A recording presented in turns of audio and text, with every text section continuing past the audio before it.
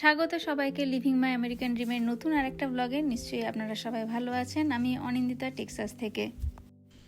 না, আমাদের এখানে কিন্তু কোনো রকম পরিবর্তন আসেনি, একই রকম সব চলছে। তবে আপনাদের মনে হয় একটা বড় রকম পরিবর্তন আসতে চলেছে। তো যাই হোক, সেই প্রসঙ্গে না গিয়ে ব্লগটা শুরু করি। সকালটা শুরুই হয়েছিল নিত্য নৈমিত্তিক একই রকমভাবে। আজকে রিনি রনর দুজনেরই স্কুল ছিল, তাই সকালবেলা উঠে প্রথমে ওদের স্কুলের জন্য লাঞ্চটাই বানাতে বসেছি। আজকে ওদেরকে দিলাম আমি উত্তাপাম।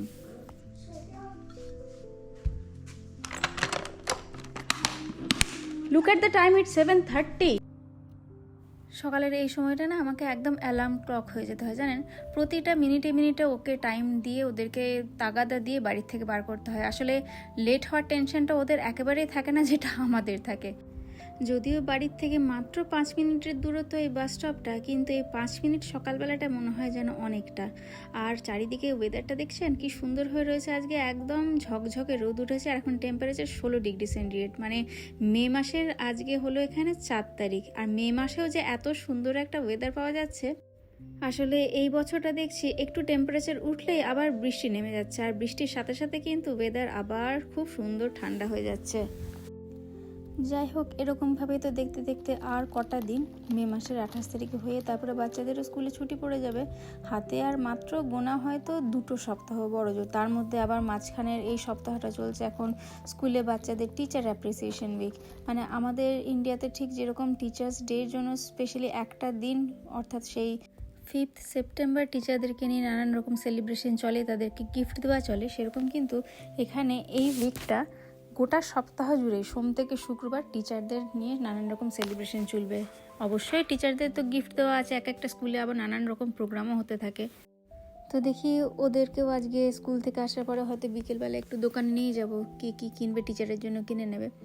আর এদিকে পাশাপাশি তো আমি লাঞ্চ করতে বসেছি। আজকে না একটা ভীষণ প্রোটিন প্যাকড একদম খাবার বানাবো। তার জন্য পালং শাকগুলোকে একটু আমি ব্লেন্ড করে নিয়েছি, শুধুমাত্র পালং শাক। সেগুলোকে হালকা একটু জলে ভাপিয়ে ব্লেন্ড করে নিয়েছিলাম। এবার আটা যেরকম জল দিয়ে মাখি, তার পরিবর্তে শুধুমাত্র এই পালং শাকটা দিয়ে মাখবো।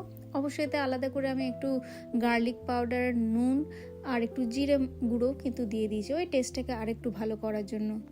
আর হ্যাঁ, শেষে একেবারে মাখা হয়ে যাওয়ার পরে মনে হয়েছিল যে একটু জোয়ান দিলে কেমন হয়, তো জোয়ানটাও সেই জন্য অ্যাড করে দিয়েছিলাম। আর সত্যিই পরোটাতে জোয়ান কিন্তু সবসময়ই দেখবেন বেশ ভালোই লাগে মুখে পড়লে। তো জোয়ান যেহেতু পছন্দও করে বাচ্চারা, তাই একদম নির্দ্বিধায় খানিকটা জোয়ানও এতে অ্যাড করে দিলাম। এখন আটাটা মেখে রাখি। আর ওদিকে পাশাপাশি কিন্তু আজকে হচ্ছে চিকেন, কড়াই চিকেন বানাচ্ছি। চিকেনটাও অলমোস্ট হয়ে এলো।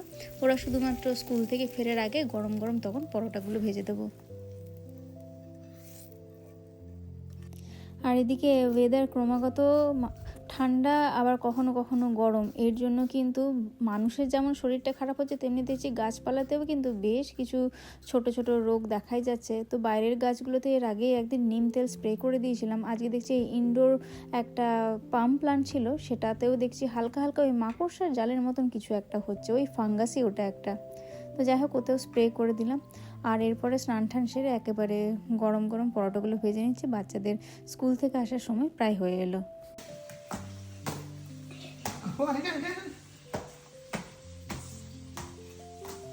Okay, you stop, you did it. খাওয়া দাওয়া করে বেরিয়ে পড়লাম একটু দোকানের উদ্দেশ্যে, ওদের গিফটগুলো কিনতে হবে। আসলে প্রত্যেকবারই জানেন তো এই সপ্তাহটা আসে ঠিকই জানা থাকে, আর প্রত্যেকবারই ভাবি যে এবার একটু হয়তো আগের থেকেই তোড়জোড় শুরু করব, কিন্তু প্রত্যেকবারই যেটা হয় ঠিক আছে কিনবো কিনবো করতে করতে সেই শেষের দিনে এসে পৌঁছে। যদিও এখানে আগেই বললাম যে এটা কিন্তু একটা দিন নয়, এই যে গোটা সপ্তাহ সোম থেকে শুক্রবার যে কোনো দিন একদিন কিন্তু টিচারকে গিফট দিলেই হলো। অনেক স্কুলে আবার বললাম না বিভিন্ন ধরনের প্রোগ্রাম চলে। ধরুন একদিন টিচারকে আপনি হাতের তৈরি কিছু একটা জিনিস বাচ্চারা দিল, তারপরের দিন হয়তো টিচারের জন্য কোনো একটা খাবার নিয়ে গেল, প্যাকেজড খাবার অবশ্যই। তারপরের দিন হয়তো টিচারের জন্য কোনো একটা গিফট। এরকম এক একটা জায়গায় তো 5 দিন ধরে টিচারের জন্য 5 রকম গিফট বাচ্চারাও নিয়ে যায়। সেটা আমরা একবার মনে আছে যখন আমরা হুস্টানে থাকতাম এর আগে, সেখানে একবার হয়েও ছিল এরকম। কিন্তু এই সপ্তাহটা বাচ্চাদের এখানে স্কুল থেকে তেমন কোনো নির্দেশ দেয়নি, না রিনির স্কুলে আর না রনর স্কুলে। তবে ওরাই আর কি নিজের পছন্দের টিচারের জন্য, রনর তো অবশ্য একজনই টিচার, কিন্তু রিনির আবার 7-8 জন টিচার রয়েছে। তো রিনির পছন্দের টিচারের জন্য বলে যে মা একটা ছোট দেখে কিছু গিফট কিনি। তো আমরা চলে এলাম, প্রথমে টার্গেটেই ঢুকেছিলাম কিন্তু তেমন কিছু খুব একটা পেলাম না। তারপর সেখান থেকে আবার চললাম বার্লিংটনে আমরা। তবে গিফটগুলো কিনে আপনাদের কিন্তু দোকানের ভেতরে আর দেখাবো না, একেবারে বাড়ি গিয়ে তারপরে দেখাচ্ছি যে আমরা কি কি কিনলাম। কেনা হয়ে গেছে আর বাড়ি ফিরছিলাম, কিন্তু আজকে চাঁদটা এতটাই সুন্দর হয়ে রয়েছে আর এতটা উজ্জ্বল হয়ে রয়েছে, শুনলাম যে এটাকে নাকি ব্লু মুন বলে, মানে প্রত্যেক মাসে নাকি চাঁদের এক একটা মানে পূর্ণিমার এক একটা নাকি নাম রয়েছে, কখনো রেড মুন কখনো ব্লু মুন। তো এই মাসেরটা নাকি ব্লু মুন। অবশ্যই আমার জ্ঞানের উৎস হচ্ছে Rini. What about This is your life class, man. this is your life skills, life lessons, okay? So যা যা Nothing to ashamed of, huh? আর এগুলো এখন তোমাকে এই কারণে জানা হচ্ছে কারণ যাতে সাবধান হতে পারো পরবর্তীকালে, কারণ তোমার যে টাফ টাইম সেটা কিন্তু আসছে হাই স্কুল, ঠিক আছে? যে 10 to 15% kids এখানে হাই স্কুলে প্রেগন্যান্ট হয়ে যাবে না।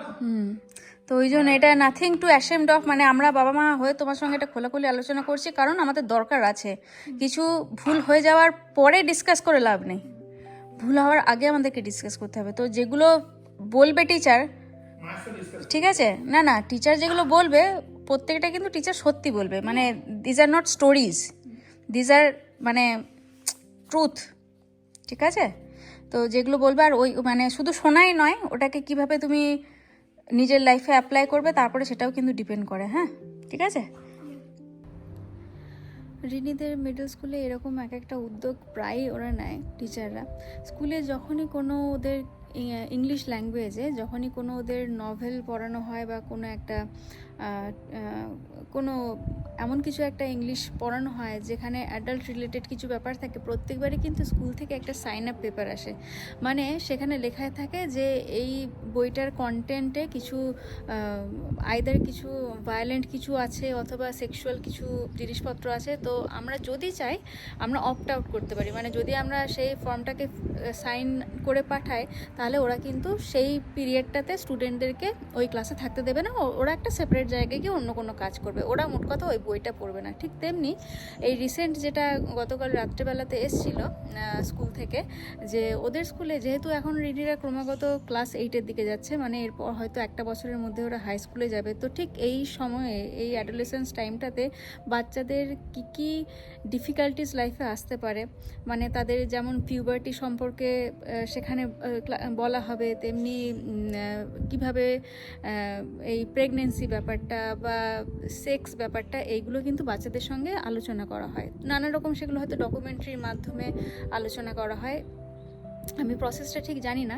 তো মোট কথা ওদের যেটা এখনও হয়নি রিনিদের দেখানো হবে, তো তার আগে স্কুল থেকে ওই সাইন আপ পেপারটা এসছে যে যদি আমরা চাই আমরা অ্যালাউ করতে পারি বাচ্চাকে, আবার অনেকেই আছে যারা বাচ্চাকে অ্যালাউ করে না, তারা ভাবে যে হয়তো আরেকটু সময় যাক তারপরে বাচ্চারা হয়তো শিখবে, কিন্তু ওটাই যেহেতু এগুলো লাইফ স্কিল, প্রত্যেকেই বয়সের নিজের একটা না একটা সময় এগুলো জানতেই হয়, আর যে কোনো জিনিস আগের থেকে জানাটাই বেটার, কারণ যত মানুষের কাছে ইনফরমেশন থাকে হয়তো ভুল হওয়ার সম্ভাবনাটাও কম থাকে। তো সেই কারণে আমরা ওটা রিনিকে সাইন করে দিলাম।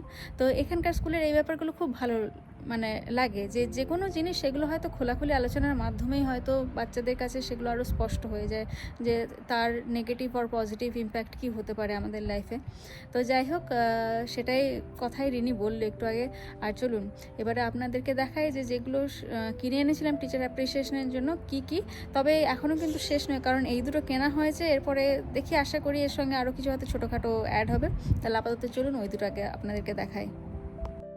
তাহলে এই হচ্ছে সেই গিফট, দেখে বুঝতেই পারছেন এগুলো হচ্ছে ক্যান্ডেল, কিন্তু দেখতে এতটাই সুন্দর, আমাকে তো কেউ গিফট করলে মনে হয় আমি এটা না জ্বালিয়ে রেখে দিতাম। তাহলে আজকের মতন ব্লগটা এখানেই শেষ করলাম, আপনাদের সবার সঙ্গে আবার দেখা হচ্ছে, ততক্ষণের জন্য সবাই খুব ভালো থাকবেন আর সুস্থ থাকবেন।